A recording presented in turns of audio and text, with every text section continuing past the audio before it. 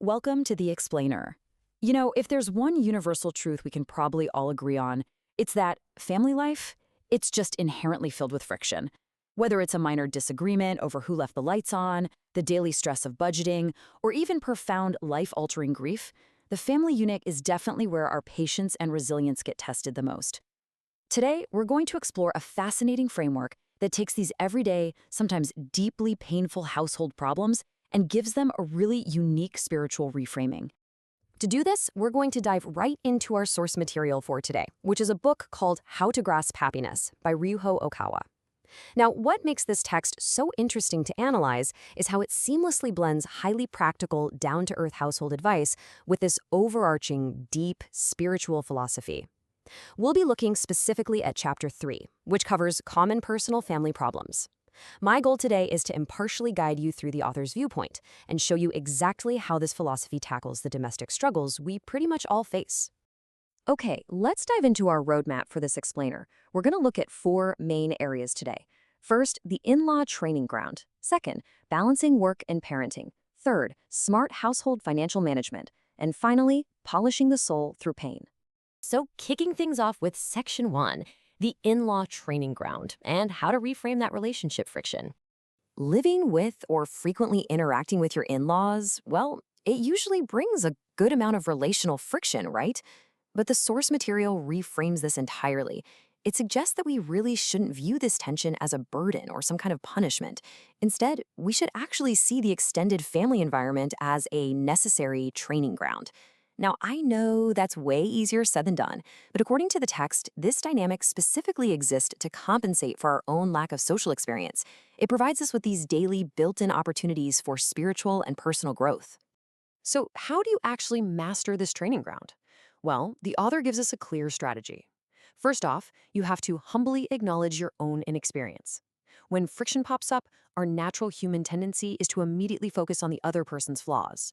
But the text advises a proactive pivot here. Consciously shift your focus away from their flaws and actively look for their good qualities. By observing what they actually do well and learning from those positive traits, you use the inevitable friction of living together to polish your own wisdom. You basically turn an annoyance into a major asset. Moving right along to Section 2, balancing work and parenting, and taking the long-term view. Now, what's really interesting about this concept is the number 20. The text draws this sharp contrast between human beings and the animal kingdom. While a lot of animals can walk right after birth and get self-sufficient pretty fast, human kids are uniquely vulnerable. The author points out that it takes a human child a full 20 years to truly become an independent adult. Understanding that massive 2-decade timeline is completely foundational to the text's view on parenting. Because of this 20-year developmental window, the source introduces a vital comparison between a work-centric perspective and a child-centric perspective. The text strongly advises that parents really must adopt a child-centric perspective during these crucial years. While careers are obviously important, the philosophy presented here argues that the fundamental needs of a developing human being just require significant sacrifice of time and focus from the parents, moving away from purely career-driven goals. To actually implement this child-centric view, the author outlines some very specific practical steps. First, parents are encouraged to rigorously evaluate if a single income can cover the family's basic living expenses.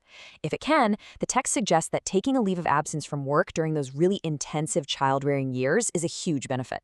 But, the author's realistic. If dual incomes are strictly necessary just to cover rent and put food on the table, then parents must secure highly reliable help or daycare. The golden rule here is to absolutely always prioritize the stability of the child's environment above everything else. Okay, pivoting now to Section 3, smart household financial management, which is really the secret to stability. And this brilliantly illustrates the core financial philosophy laid out in the source material. It's incredibly straightforward, but man, it requires immense discipline. The ideal allocation looks like this. All of your daily living expenses must fit strictly within your regular monthly salary. So what happens to those seasonal bonuses we all love to spend?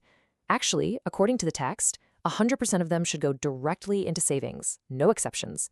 You never dip into your bonuses to cover a lifestyle that you just can't afford on your base salary.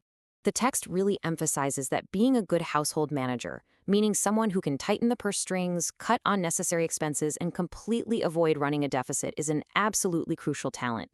The author frames this not just as, boring accounting, but as a virtue. It's the key to future success and stability for the whole family. Financial discipline, in this view, is literally an act of foresight and deep care for your loved ones. Finally, we reach section 4, polishing the soul through pain. This is the ultimate test. So, beyond the day-to-day budgeting and daily schedules, families inevitably face much heavier, darker challenges. I want you to reflect on this for a second. How do we process devastating events, like a severe illness or a miscarriage, that just seem to have absolutely no silver lining?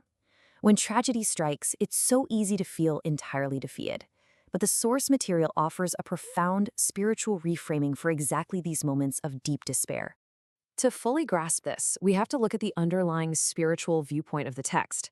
The author posits that human beings are essentially souls currently occupying physical bodies to undergo training here on Earth. From this perspective, physical suffering, illness, or even loss aren't permanent states. Instead, they're temporary experiences meant to serve a much higher spiritual purpose for the soul's development. So, the crucial point is this incredibly powerful metaphor introduced in the text, the concept of the file, or in Japanese, yasuri. The author writes that we should think of suffering and sorrow as a literal file used to polish the soul. Just like a metal file violently scrapes away rough edges to reveal this brilliant shine underneath, painful events scrape away our ego and our spiritual impurities.